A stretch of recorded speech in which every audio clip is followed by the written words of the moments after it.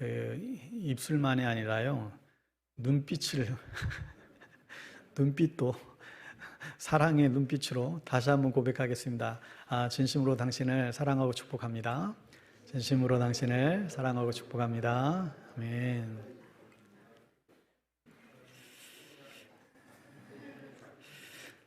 오늘 우리에게 주신 하나님 말씀입니다. 고린도전서 13장 말씀 계속 보고 있는데 1절부터 4절까지만 보겠습니다.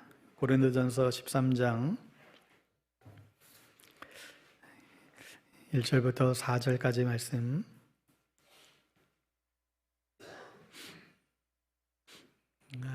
우리 신약성경 279면 우리 다 찾으셨으면 자리에서 일어나셔서 교독하여 하나님 말씀 읽겠습니다. 내가 사람의 방언과 천사의 말을 할지라도 사랑이 없으면 소리나는 구리와 울리는 꽹과리가 되고, 내가 예언하는 능력이 있어 모든 비밀과 모든 지식을 알고 또 산을 옮길 만한 모든 믿음이 있을지라도 사랑이 없으면 내가 아무것도 아니요. 내가 내게 있는 모든 것으로 구제하고 또 내 몸을 불사르게 내줄지라도 사랑이 없으면 내게 아무 유익이 없느니라. 사랑은 오래 참고 사랑은 온유하며 시기하지 아니하며 사랑은 자랑하지 아니하며 교만하지 아니하며. 아멘.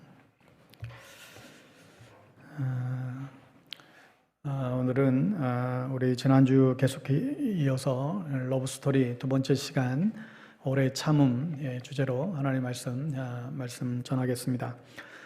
오늘날 서구 사회는 신자유주의 시대를 살아가고 있다라고 해도 제 과언이 아닙니다. 돈이면 다 된다라고 하는 물질주의, 그리고 성공주의, 상업주의가 이제 판을 치고 있습니다. 그런 의미에서 고린도라고 하는 그 도시는 성공한 도시라고 볼 수 있죠. 세상적으로 볼 때 그렇습니다. 모든 비밀과 지식이 있었고 능력, 재력을 다 가지고 있었던 이 고린도 도시는 성공한 도시, 또 성공한 교회라고도 어쩌면 볼 수 있습니다. 그런데 바울은 그 고린도 교회에 점수를 매기기를 빵점이라는 거예요. 하나님 나라에 아무런 유익이 없다라고 얘기하고 있습니다. 지난주에 보았듯이 내가 천사의 말을 할지라도, 또 내가 산을 옮길 만한 믿음이 있다 할지라도, 또 열정적으로 몸을 불사르게 하는 그런 사람이라 할지라도 사랑이 없으면 울리는 꽹과리에 불과하다. 그냥 소음이다, 공예요, 잡음에 불과하다 했습니다. 아무리 유명하고 아무리 많은 것을 가졌다 해도 아무 유익이 없다라고 얘기를 합니다. 그러면 도대체 성경이 말하는 사랑이 뭐길래 사람들이 그렇게 바라고 원하는 것을 다 성취해도 그게 아무런 무익한 것이 되고 마는가? 도대체 성경이 말하는 사랑이 뭐길래? 그러면서 사랑에 대해서 계속해서 설명해 주고 있습니다. 요한일서 2장 7절 8절을 보십시오. 우리 화면을 통해서 같이 한번 읽겠습니다. 시작. 사랑하는 자들아, 내가 새 계명을 너에게 쓰는 것이 아니라 너희가 처음부터 가진 옛 계명이니 이 옛 계명은 너희가 들은 바 말씀이거니와 다시 내가 너에게 새 계명을 쓰노니 그에게와 너희에게도 참된 것이라. 이는 어둠이 지나가고 참빛이 벌써 비침이니라.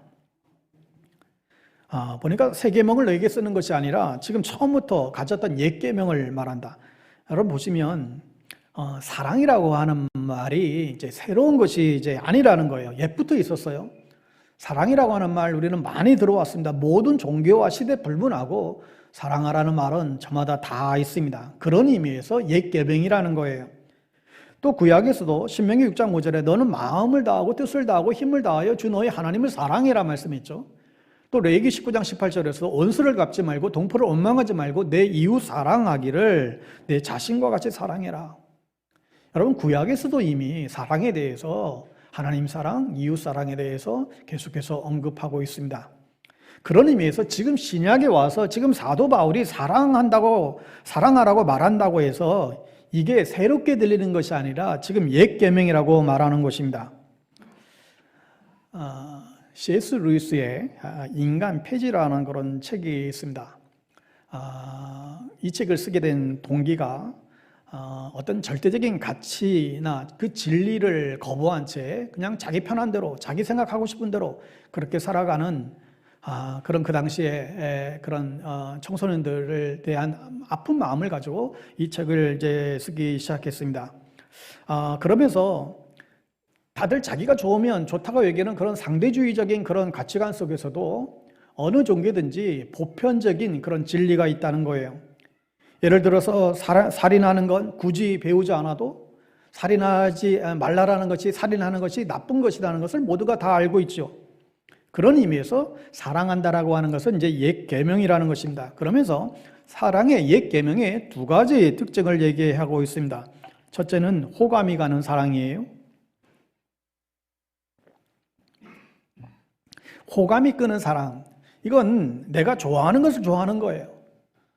흔히 우리가 유유상종이라고 하잖아요. 자식 사랑은 굳이 사랑하라고 얘기 안 해도 사랑하게 됩니다. 하나님, 오늘도 내 자식을 사랑하게 해주세요. 이렇게 굳게 기도하지 않아도 사랑하게 되죠.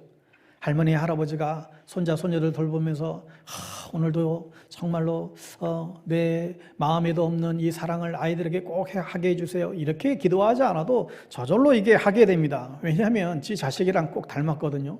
더욱이 할아버지랑 더 닮았을 때는 뭐 이미 게임 끝이죠. 그러니까 자기가 좋아할 만하니까 좋아한다는 거예요. 뿐만 아니라 같은 고향 사람, 같은 학교 출신이라고 하면 더 좋아지는 것이죠. 그래서 웬만하면 야, 우리가 남이가, 그리고 다 넘어가는 거예요. 그러니까 내게 호감 가는 사람만 더 호의를 베풀고 좋아하는 것입니다.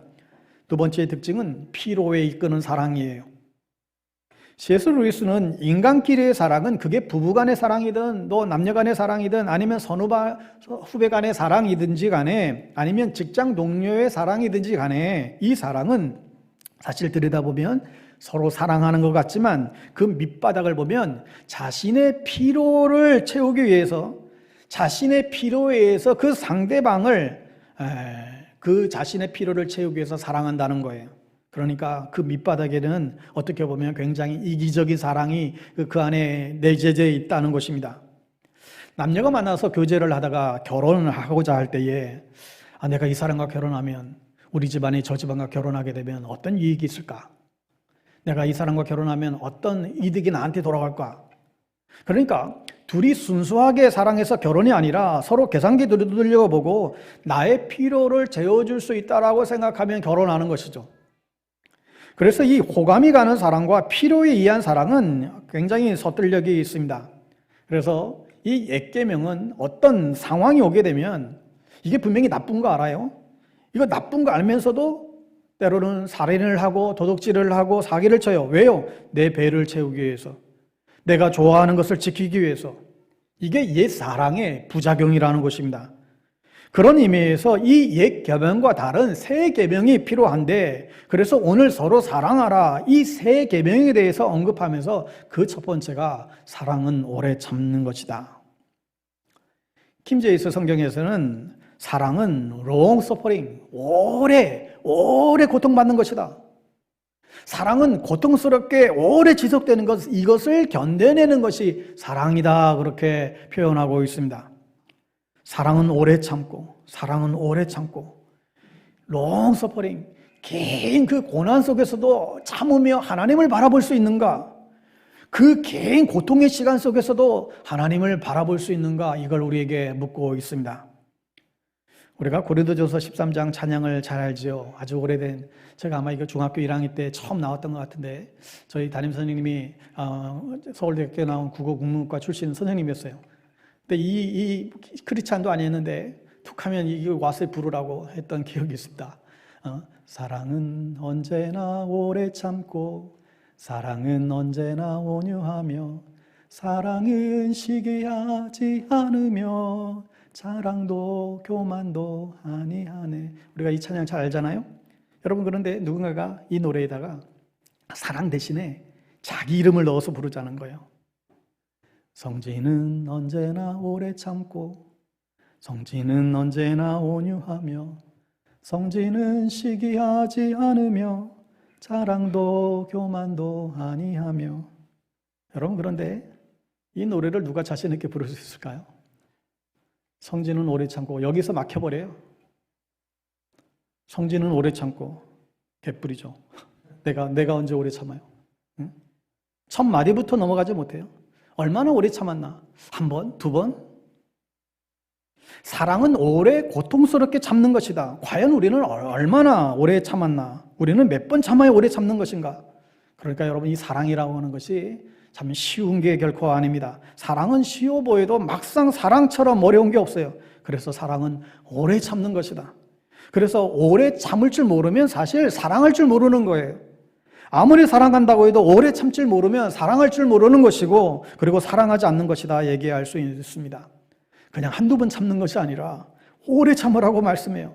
사랑하면 사랑할수록 오래 참는 것이다. 사랑하는 여러분, 우리가 관계를 맺어감에 있어서 우리에게 이 오래 참음이 너무나 필요합니다. 우리 모두에게는 죄로 인한 상처가 있고 또 실패로 인한 상처가 있죠. 또 인생을 살아가면서 여러 가지 고난을 겪었기 때문에 서로 오래 참고 용납해 주지 않으면 이 상처가 있어서 아름다운 관계들을 서로 맺어가기가 쉽지가 않습니다. 오래 참음은 우리가 관계를 맺음에 있어서 너무나 중요한 요소입니다. 우리의 관계를 풍성하게 해주고, 또 이 오래 참음은 우리의 삶 가운데 있어서 후회하는 것을 방지하게 만들기도 하죠. 그런데 우리가 오래 참지 못하면 어떻게 되나요? 조급해집니다. 성급해져요. 그 순간을 참지 못하고 큰 화를 불러일으키는 그런 경우들이 많이 있죠. 그런데 정말 사랑은 조급하지 않는 거예요. 기다려주는 것이라고 성경은 말합니다. 여러분, 목회하는 데 있어서 가장 어려운 가운데 하나가 이것이 아닌가 생각이 들어요. 너무 조급한 거예요. 기다려주질 못하는 거예요. 우리 성도님들이 좀 빨리 변화되길 원하는데 이걸 못 기다리는 거예요. 이게 안 달라는 거예요. 내가 빨리 성도들이 변화되기를 바라는 것만큼 비례해서 더 더디게 성장하죠. 그래서 조급해져요. 그러나 빠르게 가서 빨리 성공하는 것보다 더디 가더라도 함께 가는 것이 더 중요합니다. 어떤 목표를 세우고 그 일을 성취했지만 더불어 함께 가지 못하고 나 혼자 싸워서 이뤄냈다라고 한다면 사실 성공했으나 그것은 온전한 성공이 아닙니다. 예전에 김동호 목사님이 고백하기를, 젊은 나이에 담임 목사가 되어서 교회 계획을 막 외치기 시작을 했는데 정말 앞뒤 안 가리고 정말 한국교회 이대로 안 된다 하여튼 개혁의 기치를 앞세우고 가장 선두에 서서 정말 제도를 개혁하는데 온 힘을 기울였고, 그리고 정말 겉으로는 성공을 했대요. 당교의 모든 기득권들 다 내려놓게 했고 이런 일들을 하셨는데 결국은 온갖 투정 가운데에 그분이 바랐던 원하시는 모습대로 교회의 제도와 시스템들을 다 고쳐놨어요. 그래서 자기는 성공할 줄 알았는데 나중에 보니까 성공한 게 아니었다라는 거예요. 왜냐하면 겉으로는 조직과 제도, 시스템은 다 만들었지만 그게 그래서 사람들이, 성도들이 다 따라오긴 했지만 가만히 보니까 마음은 안 따라오더라는 거예요. 그래서 결국 내가 성공하지 못했구나, 이렇게 겸손히 고백하는 것을 보았습니다. 그러면서 그분이 한참 후에야 내가 왜 그때 조급했을까? 내가 왜 장로님들 그렇게 기다려주지 못했을까? 그것은 자기 마음의 정의, 옳고 그름에 대한 것은 너무나 분명했기 때문에 옳고 그름에 대한 이 지식과 정의로움도 중요하지만 사랑이 없으면 아무것도 아니구나. 정의도 중요하지만 사랑이 없으면 이게 아무것도 아니구나, 이걸 깨닫게 되었다라고 고백을 합니다. 지난주에 말씀드린 대로 지식이 있으면 뭐하냐? 천사의 말을 뭐하냐? 옳은 말 말하면 뭐하냐? 사랑이 없으면 그거 아무것도 아니라는 거예요. 뭐가 문제예요? 옳은 일을 사랑 없이 했다는 거예요. 사랑 없이 했다는 증거가 오래 참지 못했다는 것이죠. 참지 못하고 그냥 밀어붙여버린 거예요. 일방적으로 조급했어요. 성급한 것이죠. 그래서 성공한 듯 보였지만 실상은 온전한 성공이 아니다라는 것을 알 수 있습니다. 그러므로 오늘 우리도 선택해야 됩니다. 내가 이걸 어떻게 오래 참어? 나 이거 절대 못해. 더 이상 참지 못해. 여러분, 이것을 그렇게 생각하고 그걸 내팽개쳐 버리든지 아니면 오래 참는 법을 배우시든지 선택해야만 합니다. 오늘 이 오래 참는 법에 있어서 우리가 몇 가지 말씀 가운데에서 힌트를 찾을 수 있습니다. 한 가지는 성급함을 버리라는 거예요. 성급함을 버려야 된다. 20세기 실존주의자 문학가인 프란치 카프카라는 사람이 있는데 이분이 이런 얘기를 했습니다. 인간에게는 두 가지의 온제가 있다. 인간은 성급하기 때문에 낙원에서 추방되었고 태만했기 때문에 낙원으로 돌아가지 못한다. 무슨 말인가 하면 아담과 하와가 뱀의 유혹을 받았을 때에 한 번도 생각하지 않았다는 거예요. 뱀이 유혹했을 때 한 번도 더 생각하고 자신의 삶을 더 한번 돌아봤다라고 한다면 그 유혹에 그 어처구니없는 잘못을 범하지 않았을 텐데, 사람은 빨리 판단하고 빨리 결정하는 습관이 있다는 거예요. 그래서 이 카프카는 인간의 성급함이 부조리한 이 세상을 만들어 놓았다라고 지적하고 있습니다. 오늘 세상은 삶의 속도가 정말 장난이 아니에요. 얼마나 빨라지는지 모릅니다. 정말 이 삶의 속도전에 살고 있는 것 같아요. 한국 사람들이 이 빨리빨리 속성이 있기도 하지만 이 세상이 느리게 가는 것을 이제 참아주질 않아요. 여러분, 자동차가 조금만 늦어도 그냥 빵빵거리고, 여러분, 우리도 예배 드릴 때 PPT 조금만 늦게 와도 그냥 쳐다보잖아요. 0점 몇 초만 늦게 올라와도 그냥 난리를 쳐요. 사랑 역시 진득하게 기다려주지 못하고 이 묵직한 사랑을 보기가 어렵습니다. 쉽게 헤어지고 쉽게 폐기해버리고 또 새로운 것으로 갈아타요. 여러분, 그러나 인생의 진리는 성급함 속에서는 아름다움을 발견할 수가 없습니다. 우리는 성급하게 사람들을 판단할 때가 있습니다. 저 사람 왜 저래? 즉흥적으로 판단하고 정죄하기가 쉽죠. 그런데 나중에 보면 그 사람이 그렇게밖에 행동할 수밖에 없었던 그런 이유들을 알게 될 때도 있죠. 성급하게 말하고 판단하고 미워하기보다는 그 사람 안에 어떤 사정을 헤아릴 줄 아는 여유가 필요해요. 이것이 바로 사람을 환대하는 마음이죠. 우리는 재빨리 판단하고 배척해버리고 그것이 능사인 줄 알지만 살다 보면 우리가 얼마나 그게 잘못된 것인가를 우리가 깨닫게 될 때가 있습니다. 그러니까 성급함은 다른 사람들을 사랑하지 못하게 만드는 그런 죄의 뿌리가 될 수 있어요. 성급한 행동과 판단은 다른 사람을 여유 있게 바라보지 못하도록 만들지요. 전도서 9장 11절에 세 번역에 보면 빠르다고 해서 달리기에서 이기는 것은 아니며 용사라고 해서 전쟁에서 이기는 것도 아니더라. 그러니까 우리가 성급함이라고 하는 원죄에서만 우리가 벗어나도 우리의 삶의 무게에서 조금은 우리가 벗어나게 됩니다. 우리가 말을 할 때도 그렇고 어떤 것을 판단할 때도 그렇고 다시 한번 생각해보고 한 템포 참고 다시 한번 생각해보고 조금 그럴 수 있다라고 한다면 우리는 좀 더 여유 있는 삶을 살게 돼요. 성급함의 죄에서만 우리가 벗어나도 우리는 놀라운 삶을 살아가게 됩니다. 여러분, 우리가 흥분했을 때 바로 말하지 아니하고 한 번 더 생각하고 말하는 습관이 굉장히 필요해요. 때로는요, 여러분 말하기 전에 말해야 될 것을 여러분 메모하는 것도 굉장히 좋은 습관이에요. 여러분, 말은 감정적인 것이고 글 쓰는 것은 이성적인 것이기 때문에 여러분 다시 한번 글로 써보는 것, 우리의 감정을 고르게 하는 좋은 습관이 될 수 있습니다.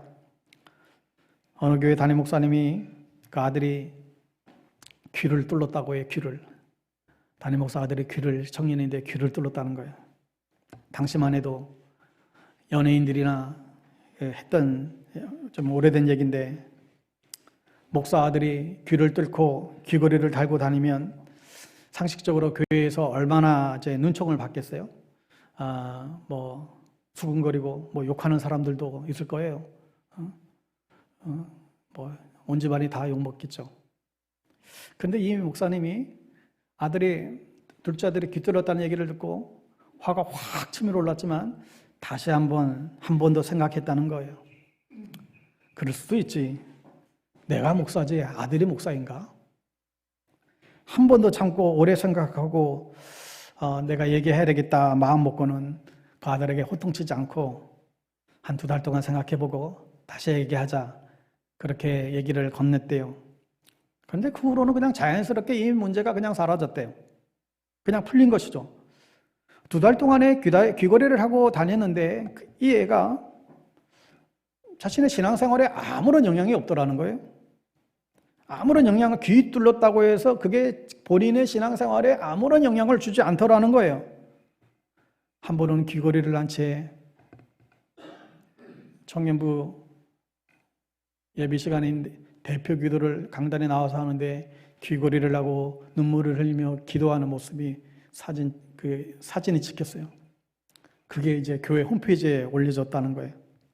근데 그 그림을 보면서 이 묘한 감동을 주더라는 거예요. 겉모습은 굉장히 그렇게 보이는데 눈물을 흘리며 정말 진솔하게 기도하는 모습이 묘한 감동으로 다가왔다는 거죠. 여러분, 어느 가정이든지 부모는 자식에 대해서 너무 조급한 마음을 갖기 십상입니다. 그럴 수밖에 없는 우리 한계가 있어요. 또 그게 사랑이라고 생각하는데 사랑은 오래 참는 것이랍니다. 이것이 인정받아야 아이들은 부모 사랑에 감동하고 또 감격하는 것이죠. 여러분, 목회에 있어서도 이 오래 참음이라고 하는 것이 얼마나 중요한지 모릅니다. 사랑은 참는 것이다 생각난다고 말하지 말고, 화난다고 말하지 말고, 사랑하니까 오래 생각해보고 상대방을 이해하려고 애를 쓰자. 여러분, 조급함 속에는 정의는 있을 수 있지만 조급함 속에는 사랑은 없어요. 사랑 없는 정의는 세상도 바로잡지 못하고 자식도 바로잡지 못하고 교회도 바로잡지 못한다는 사실입니다. 두 번째로 오래 참는 방법은 이게 내 노력으로 되어질 문제가 아니라 이미 내 안에 하나님의 사랑의 비춤이 있다는 사실을 알고 그 하나님의 오래 참음을 믿을 때 이게 가능해집니다. 요한일서 아까 봤던 2장 8절에 내가 다시 너에게 새 계명을 쓰노니 그에게와 너에게도 참된 것이라. 이는 어둠이 지나가고 참빛이 벌써 비춤이니라. 참빛이 벌써 우리에게 비쳤다. 이 말씀 참 이해하기가 쉽지는 않은데 여러분, 우선 사랑은 오래 참고라고 하는 이 말의 뜻은 이런 뜻이 아니에요. 야, 사랑은 오래 참고, 야, 힘들지만 열심히 해서 끙끙거리면서라도 인내하면서 오래 참아라. 그러면 어느 순간에 사랑의 언덕 위에 니들이 오르게 될 것이다. 이 얘기가 아니라는 거예요. 이런 차원으로 격려하는 말씀이 아니라는 거예요. 너희들은 이미 태양이 환히 비치는 그 언덕이 이미 올라와 있다는 거예요. 이미 그 사랑의 영역에 올라와 있다는 거예요. 열심히 노력하면 내가 그 사랑의 언덕에 올라갈 수 있는 게 아니라 이미 너희들은 그 사랑의 그 언덕에 이미 놓여져 있다는 거예요. 하나님의 그 사랑의 비침을 받고 있다는 거예요. 성경 요한복음 15장 9절에서도 아버지께서 나를 사랑하신 것 같이 나도 너희를 사랑하였으니 나의 사랑 안에 거하라. 우리가 주님의 사랑 안에 거하면 우리도 아버지의 계명을 지켜 그 사랑 안에 거하는 것이다. 주님의 사랑의 영역 안에 들어와 있어야 하나님의 계명을 지키게 되고 내가 그 계명을 지킴으로 인해서 내가 하나님의 사랑 안에 그 영역 안에 들어와 있다는 것을 알게 된다는 것이죠. 갈라디아서 2장 20절에서도 내가 그리스도와 함께 십자가에 못 박혔나니 그런즉 이제는 내가 산 것이 아니요 오직 내 안에 그리스도께서 사신 것이다. 그러니까 내가 내 노력으로, 내 힘으로, 내 공력으로, 내 노하우로 사랑하는 것이 아니라 내가 사랑하는 어떤 스스로의 방법을 터득해 가는 것이 아니라 내 안에 주님이 살아계실 때 그렇게 사라지는다는 거예요. 노력이 필요 없다는 게 아니라 나를 사랑하사 나를 위하여 자기를 버리신 하나님의 사랑을 믿는 믿음 안에서 살게 되는 것이다. 여러분, 그러니 이미 오래 참으시는 사랑의 빛이 우리에게 비치고 있고 그 영역 안에서 우리를 위해 오래오래 참으시는 그 사랑을 이미 우리가 받고 있다는 것이죠. 이게 뭐예요? 이미 십자가에서 주님은 우리를 위해서 오래오래 참으시는 그 십자가의 사랑을 받고 있다는 거예요. 이것을 잊지 말라는 거예요. 이걸 믿느냐는 거예요. 너희들이 정말 하나님의 사랑의 그 십자가의 사랑의 빛을 받고 오래전부터 그 사랑의 그 테두리 안에 있다는 사실을 너희들 믿느냐, 이걸 묻고 있습니다. 여러분, 우리는 이미 나에게 오래전부터 참으시고 인내하시면서 우리를 사랑하시는 하나님의 사랑을 받고 있는 존재임을 여러분 믿으시기를 바랍니다. 여러분, 이걸 믿지 못한다고 한다면 그건 가장 큰 불행이죠. 아담이 범죄한 이후로 하나님은 우리를 회복시키시기를 원하셨어요. 그리하여 하나님의 방법은 당신의 아들 예수님을 이 땅 가운데 보내주셔서 우리의 죄인들을 대신해서 십자가에 죽게 하시는 일이었어요. 그 하나님의 뜻대로 아들 예수님이 이 땅에 오셔서 사람의 몸을 입고 오셔서 그 십자가의 길을 묵묵히 그렇게 그 길을 오래 참으며 걸어가신 것이죠. 여러분, 이게 우리가 받은 엄청난 사랑인 것입니다. 여러분, 세 번째로 오래 참음은 하나님과의 친밀한 관계 속에서 주어지는 것이다. 여러분, 이 오래 참음은 사람의 성격이나 어떤 본성에 관한 문제가 아니라 하나님의 관계 가운데에서 주어지는 것이라고 얘기합니다. 여러분, 하나님과의 관계에서 우리 안에 친밀함이 올 때에 성령의 열매가 내 안에 맺히는 것이지, 하나님과 거리가 멀어질 때는 이 오래 참음도 멀어진다는 거예요. 존 오토버그가 쓴 관계 훈련이라고 하는 책이 있는데 여기서 이런 얘기가 나와요. 여기 보면 부부끼리 서로 보내는 사인이 있대요. 근데 이혼을 향해 달려가는 이 가정의 남편들은 아내의 사인의 82%를 무시하는 반면, 안정된 가정의 남편들은 아내의 사인, 그 신호에 19%만 무시한다는 거예요. 예를 들면 이런 겁니다. 관계가 좋을 때는 자기야, 저기 있는 소파에 있는 핸드폰 좀 갖다 줘. 그러면 관계가 좋을 때는 알았어, 갖다 줄게. 다른 거 필요 없어요? 이렇게 묻는데요. 관계가 좋을 때는. 그런데 관계가 나쁠 때는 어떻게 반응하나요? 여러분이 한번 해보세요. 당신은 손도 없어, 발도 없어? 응? 네가 가져와. 이러는 거예요. 네가 가져와. 우리의 삶에 있어서 친밀할 때의 반응과 그렇지 못할 때의 반응이 다르다는 거예요. 우리가 여기서 할 수 있는 게 뭐예요? 여러분, 부부 사회에도 친밀함이 중요하고 나에게도 어떤 사인을 보낼 때의 반응이 중요한데, 하나님이 우리에게 끊임없이 사인을 보낼 때에 우리가 어떻게 반응하는가? 하나님의 사인에 아무런 대꾸도 하지 않고 아무런 반응도 하지 않게 되면 그만큼 우리는 하나님과의 관계도 깨어질 수 있다는 것입니다. 문제는 하나님과의 관계가 깨어질 때 우리는 사람과의 관계도 깨어진다는 데 있습니다.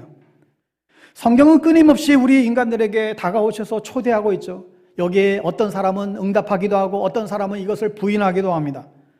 하나님과의 친밀함이 우리가 하나님의 마음을 알고 얼마나 오래 참게 하는 이유가 된다는 것을 알게 됩니다. 여러분, 하나님과 우리의 관계가 멀어지면 멀어질수록 우리는 조바심이 생기는 것 같아요. 하나님과 우리의 관계가 좁아지면 좁아질수록 우리 안에 오래 참음, 인내가 생기는 것이죠. 그러니까 하나님과의 친밀함은 우리로 오래 참을 수 있는 힘을 주게 됩니다. 한때 상담의 그 방식 가운데에 표출 기법이 유행한 적이 있습니다. 이게 무슨 얘기인가 하면 내 안에 있는 감정 그대로 표출하라는 거예요.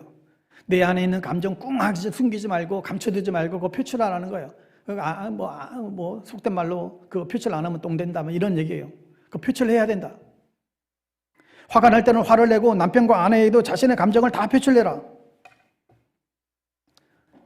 여러분, 그러나 일면 그 얘기에 타당성도 있지만, 여러분, 그러나 사람들이 감정을 그대로 표출하고 화가 나올 때는 화를 내고, 여러분, 그러게 되면 관계가 회복되고 치유되는 게 아니라, 누군가에게 화를 내거나 누군가를 감정의 샌드백으로 삼는 것은 사실 그 사람과 관계를 끊는 것과 마찬가지의 결과를 초래하게 됩니다. 내 감정을 그대로 표출하는 것, 그건 사람과의 관계를 끊는 가장 큰 지름길이에요. 다시 말하면 우리가 누군가의 관계 속에서 참아낼 수 있고 우리들의 삶에 여유가 생기고 참을 수 있을 때 우리의 관계는 회복될 수가 있습니다. 잠언 29장 11절에 어리석은 자는 자기의 노를 다 드러내어도 지혜로운 자는 그것을 억제하느니라. 어리석은 자가 자신의 노를 다 그냥 드러낸다는 거예요. 여러분, 오래 참으면 우리가 풍성한 열매를 맺게 되는데요, 오래 참지 못했을 때 여러분 안에 그걸 감당하지 못하고 막 화를 냈던 여러분 그런 경험들 있지 않으세요? 식당에 가서도 음식이 조금만 늦게 나와도 나보다 늦게 나온 테이블에 음식이 먼저 나올 때 막 여러분 그걸 참지 못하고 막 화를 냈던 적은 혹시 없으셨나요? 차를 운전하고 가는데 중간에 끼어드는 차량을 보며 어금니를 부득부득 하면서 그게 아니라 급한 일이 있었나 보구나, 아니면 저 사람이 초행길이라 길을 잘 몰라서 이제 갑자기 끼어들었구나, 여러분 이렇게 생각하며 참아주는 기억들이 있으십니까? 또한 때로는 내가 굉장히 화가 나서 막 역정을 내다시피 하는데, 근데 그것도 나의 오해로 시작된 일인데 오히려 상대방이 너무나 친절하게 너무나 그렇게 반응할 때 우리가 굉장히 부끄러워질 때가 때로는 또한 있기도 합니다. 어느 목사님이 외부 집회에 가셨는데 차가 너무 밀려가지고 집회 시간에 지금 막 늦은 거예요. 입이 시작해서 앞에 막 찬양이 시작되고 이 메인 말씀 전해야 되는데, 그래서 주차장에 막 급히 막 도착해서 차를 주차하려고 하는데 바로 옆에서 다른 차가 동시에 그냥 그 빈자리에 들어오려고 안 비켜주는 거예요. 죄송해요, 제가 급해요, 급해. 자기는 더 급하대. 이만한 아주머니가 막 씩씩거리면서. 그래서 겨우겨우 그냥 서로 막 얼굴 붉히며 씩씩거리다가 어떻든 차 대고 그렇게 집회장소에 올라갔는데, 그 엄청난 아줌마가 그 집회의 기도 담당자였고 목사님은 설교자였고, 얼마나 민망했을까요? 오래 참는다라고 하는 것은 적어도 하나님과의 그 친밀함 가운데에서 하나님이 내 옆에 계시기 때문에, 내가 비록 지금 좀 조급하고 쫓기는 순간에도 하나님 뜻이 있겠지, 하나님이 또 다른 계획과 섭리가 있겠지 생각하고 이 순간을 참을 수 있는 것, 여러분, 이것은 하나님과의 친밀한 관계 안에서만 이건 가능한 거예요. 맥스 루케이도가 오래 참음을 이렇게 표현한 바 있어요. 오래 참는 것은 마치 큰 솥에 물을 끓이는 것처럼 물이 끓는 그 시간을 오래 기다려주는 것과 같다. 우리들이 오래 참는다고 해서 그 상황이 바뀌어지는 건 아니지만, 동일한 상황 가운데서도 우리가 얼마나 오래 참을 수 있느냐가 관건이다. 여러분, 인내란 하나님의 은혜가 우리 가운데 올 수 있는 자비와 은총이 올 수 있는 우리 안에 길게 깔린 양탄자와 같다라는 표현을 했습니다. 인내라고 하는 것은, 오래 참음이라고 하는 것은 하나님의 은혜가 우리 가운데 오게 만드는 양탄자와 같다. 만일 인내가 없었다라고 한다면 자비도 없었을 것이다. 하나님이 우리를 오래 참아주셨던 그 자비, 그 오래 참아주심으로 말미암아 그 자비와 그 인내로 인해서 우리에게 자비와 용서가 왔다는 거예요. 여러분, 하나님이 우리에게 얼마나 오래 참아주시는지 모릅니다. 베드로후서 3장 8절에 보면, 사랑하는 자들아, 죽게는 하루가 1000년 같고 1000년이 하루 같다는 이 한 가지를 잊지 말아라. 하나님께서는 1000년을 하루처럼 그렇게 기다릴 수 있다는 거예요. 여러분, 우리는 정말 답답하다, 미치겠다, 이거 빨리 끝냈으면 좋겠다, 우리는 하루도 못 참아서 그냥 안달인데, 하나님께서는 1000년을 기다리시는 분이래요. 1000년을 하루처럼 우리를 향하여 기다리고 참아주시는 분이시다. 그렇다고 하나님이 무작정 기다리는 게 아니죠. 왜 기다리는 이유가 있어요. 베드로서 3장 9절 이어서 보면, 오직 주께서는 너희를 대하여 오래 참으사 아무도 멸망하지 아니하고 다 회개하게 이르기를 원한다. 하나님이 오래 참으시는 이유는 아무도 멸망하지 않고 다 회개하고 구원받기 위하여 그토록 오래 참으시고 기다린다는 것입니다. 하나님께서 우리에 대하여 오래 참으셨기 때문에 이 하나님이 우리에게 자비와 용서를 베푸셨구나. 주님의 자비와 용서가 우리에게 먼저 오신 것이 아니라 하나님의 오래 참음이 있었기 때문에 하나님의 자비와 용서가 우리에게 주어진 것입니다. 여러분은 오늘 이 자리에 있기까지, 여러분의 부모님들은 여러분을 몇 번 참아주셨을까요? 우리 애들이 사람 구실할 때까지 엄마 아빠가 몇 번을 참아야 사람 구실할까요? 아이들 지멋대로 막 길거리로 뛰쳐가는 아이들 다시금 붙잡으면서 다시금 이렇게 돌아오게 하고, 뾰족한 거 가지고 놀고 있는 아이들 다시금 그 손에서 그 위험한 거 또 뺏기도 하고, 동생에게 해고자 하는 아이를 또 뜯어 말리고, 아이들을 키우고 자라는 그런 과정 가운데에 부모가 그 자녀들에게 얼마나 오랫동안 참아줬을까요? 여러분, 가만히 생각해 보면 부모님들이 우리를 말리고 또 참지 않았다라고 한다면 우리는 벌써 다 죽어 있어야 될 인생 아닐까요? 자녀들을 키우면서 정말 뚜껑이 열리는 경우가 한두 번이 아니죠. 우리 집 아이들은 그렇지 않습니다. 우리 아이들은 다 모범적입니다. 혹시 그런 가정이 있다라고 한다면 그분들은 진짜 감사한금 하세요. 대부분 있는 듯 없는 듯 곱게 자라는 경우가 많지 않아요. 그러나 말썽 많고 문제아인 우리를 부모님이 참아주셔서 우리가 존재하는 것이죠. 저는 학창시절을 생각하면 정말 부모님의 마음을 애절하게 만들었던 장본인입니다. 고등학교 1학년 때 가출을 했어요. 제주도에서, 그것도 서울로. 당시에 미성년자가 제주도에서는 섬에서 육지로 나가는 거 미성년자는 금지가 되어 있어요. 부모 허락 없으면 나갈 수가 없어요. 그러니까 당연히 가출을 해도 부모님들이 이 제주도 안에 있겠구나 생각을 한 거예요. 그런데 아무리 찾아도 이제 못 찾은 거죠. 저는 이미 누군가의 도움으로 완도행 배를 타고 목포로 와서 서울 고속버스 터미널에 도착했더라고요. 어쨌든 4개월 만에 집에 돌아가게 됐어요. 서울에 와서 한 친구에게 몇 개월이 지난 다음 거의 4개월 다 됐을 때 그 친구에게 편지를 쓰면서 주소를 알려주게 되는데 이 친구가 바로 부모님에게 그 연락을 하고 그 다음 날인가 제가 그 편지의 주소상에 그 집으로 문 밖에 나갔더니 부모님이 딱 서 계신 거예요. 너무 놀라 눈물도 안 나왔던 집 나온 3, 4개월이 마치 3, 4년처럼 느껴졌던 험악한 세월을 보내고 있었는데 아버지의 한마디 말씀, 네가 원하는 대로 해주마. 학교는 지금 휴학 처리해놨으니까 네가 내년에 다시 복학을 하든지 아니면 서울로 전학을 하든지 네가 원하는 대로 해줄게. 왜 가출을 했느냐 이유 한마디 묻지 않고 제가 더 이상 생각할 여지도 없이 집에 갈게요. 집에 돌아와 다시 복학을 하고 학업에 전념할 수 있었습니다.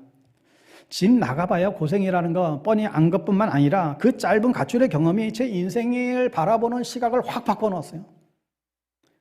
어쨌든 그때 부모님이 안 참아주셨다고 한다면 오늘의 저는 없었을 것 같아요. 또 참고 또 참고 그 부모님의 오래 참아주심이 저를 살린 것이죠. 여러분, 그런데 하나님은 여러분을 몇 번이나 참아주셨을까요?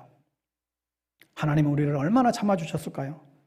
죄송하지만 여러분이 성도 되기 위하여 이 주일에 예배드리는 이 자리에까지 있기까지 하나님이 몇 번 참으셨을까요? 70번씩 7번요?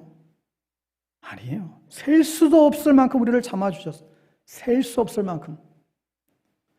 여러분, 저를 목사 하나 만들기 위해서 하나님이 얼마나 저를 몇 번 참아주셨을까요? 여러분, 목사를 우습게 볼지 모르지만 사실 목사 되기까지 얼마나 많은 시간이 걸리는지 모릅니다. 적어도 8년에서 10년은 돼야 이제 목사 되잖아요. 우선 신학교 가기까지, 제일 큰 관건, 신학교 가기까지 아무나 가나요? 신학교 가기까지 정말 수많은 갈등과 고민 속에 신학교 가게 되죠. 부르심이 없으면 가고 싶어도 못 가잖아요. 신학교 가기까지 가보면 정말 다 숱한 사연들이 저마다 있어요. 한 사람의 목회자를 만들려고 하나님이 얼마나 애를 쓰시고 인내하시고 참아주시는지 몰라요. 우리는 보통 그래요. 하나님 이번 한 번만 봐주세요. 이번 한 번만 봐주세요.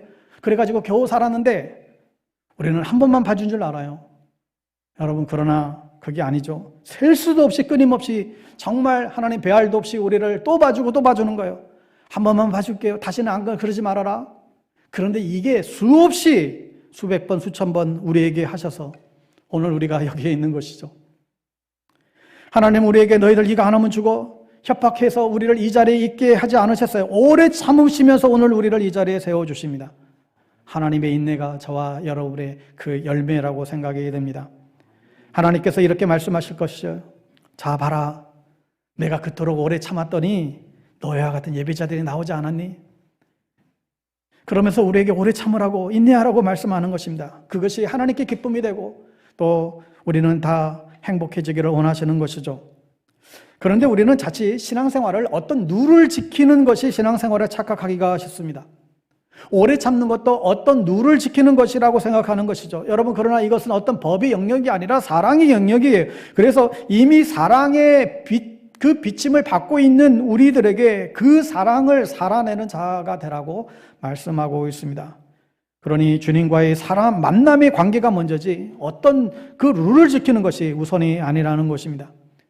그리스도와 더불어 관계를 맺는 것, 주님이 나를 위하여 왜 이토록 나를 이렇게 사랑할까? 그래서 그 주님과 가까워지고 사귀게 되고 교제하게 되고 친근하게 되는 것, 그래서 정말 주님 없이는 이제는 못 살 것 같은, 정말 주님이 나를 이렇게 오래 참아주셨다는 것이 내 삶에 배이기 시작할 때, 예전에는 그렇게 참지 못했던 것이 어느새 나는 내 자신을 어느새 참고 있는 사람, 그런 내 인격이 고매해서가 아니라 나를 위해서 참아내시는 그 예수님 때문에, 그 복음 때문에, 그 사랑 때문에 내 자신이 그렇게 변해 있는 것을 알게 되는 것이죠.